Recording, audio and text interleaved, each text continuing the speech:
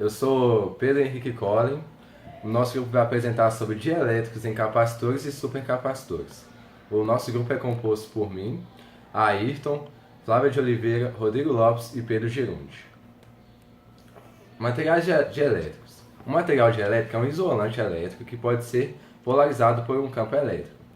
Ao aplicar esse campo elétrico sobre o material, as cargas elétricas não fluem através do mesmo como em um condutor, apenas se orientam causando polarização dielétrica. Em moléculas polares, elas se orientam apenas mudando de direção. Em moléculas apolares, elas se deformam e se polarizam.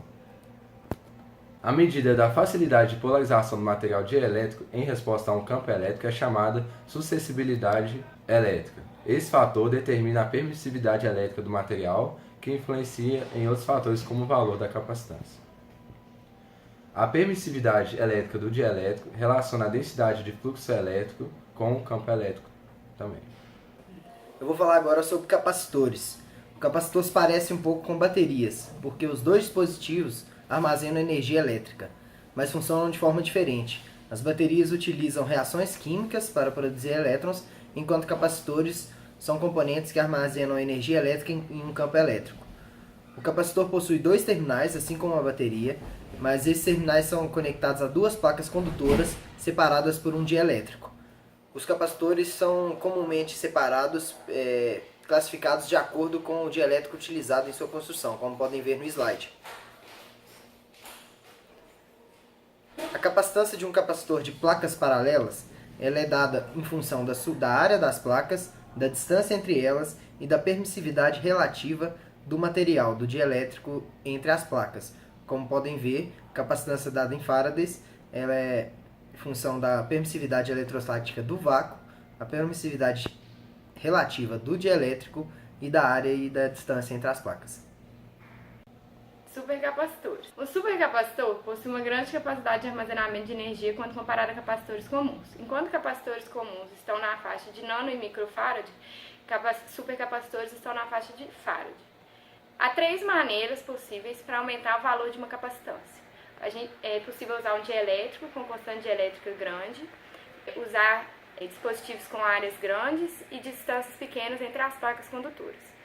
Em supercapacitores, a distância é mínima, da ordem de alguns angstroms, muito menores do que um capacitor convencional. Sobre o aspecto construtivo dos supercapacitores, eles não utilizam dielétricos sólidos como os capacitores convencionais. Eles utilizam fluidos eletrolíticos para criar uma capacitância eletrostática de dupla camada. Ou seja, aderente à placa condutora, aparecem duas camadas de íons que funcionam como um dielétrico. Entre os terminais do capacitor, também é adicionado um separador, que nada mais é do que um material isolante que tem como objetivo evitar o curto-circuito entre as placas, uma vez que elas estão muito próximas umas das outras.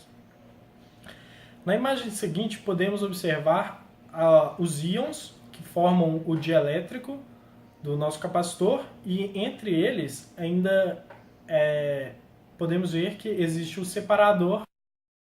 Bom, com essas tecnologias é possível que o capacitor armazene cargas muito mais elevadas que um capacitor normal. O supercapacitor é possível armazenar 2 farads ou até projetos com 300 farads, o que seria impensável para os capacitores normais. Isso faz com que eles se aproximam de baterias funcionando como fontes de energia para dispositivos por horas, dias, semanas, o que seria realmente impensável. Essa capacidade de carga faz com que esses supercapacitores superem a densidade de energia das baterias chumbo-ácidas e hidreto metálico de níquel, chegando perto das poderosas baterias aí de íon lítio, que são as melhores, as mais indicadas para computadores, notebooks, né? Celulares, e com a chegada dos veículos 100% elétricos são utilizados no banco de bateria. Por exemplo, a empresa Tesla tem utilizado esse tipo de bateria para fazer o seu banco, né? Outras aplicações incluem a partida de motores de carro, podendo substituir a bateria por uma bateria menor, que daria carga para esse supercapacitor, que pela sua alta capacidade de corrente poderia fornecer energia para a partida do carro. Também a chegada dos veículos híbridos tem uma aplicação para os supercapacitores, né? Chegando no mercado, eles poderiam ser utilizados nesses veículos. Outro tipo de aplicação são nas fontes renováveis de energia, como a eólica e a solar, podendo o supercapacitor ser usado como um armazenador, né? E para ser utilizado essa energia quando necessário. Por exemplo, em momentos que não há luz solar, não há sol, ele poderia ser utilizado depois para essa energia ser utilizada, que seria armazenada nos supercapacitores. Então esse foi o nosso trabalho. Muito obrigado e é isso aí.